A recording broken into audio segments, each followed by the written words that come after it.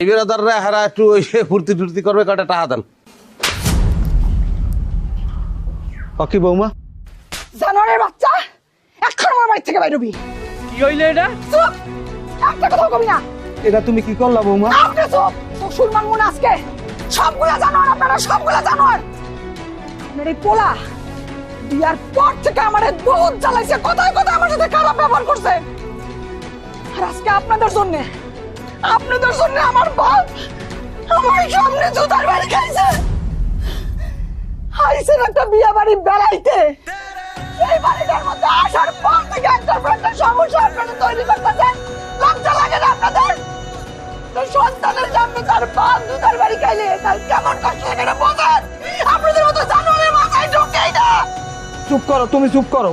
আমার সামনে বই আমার পোলারে জুতা দিয়ে পিটে দিতেছো, এটা আমি বাবুই কোনোদিন সহ্য করবো না। আমি এই বিচার করে যাবো, আমি আমার পোলার দিয়ে তোমার তালাক দেওয়া। এই তোরা সবাই লয় বাড়ি আর থাকবো না। এই যে কমে যাবো, আমার ভাইকে আনতেছে, আমার রক্তে আগুন জ্বালাইতেছে। কি করেন আমার ভাই?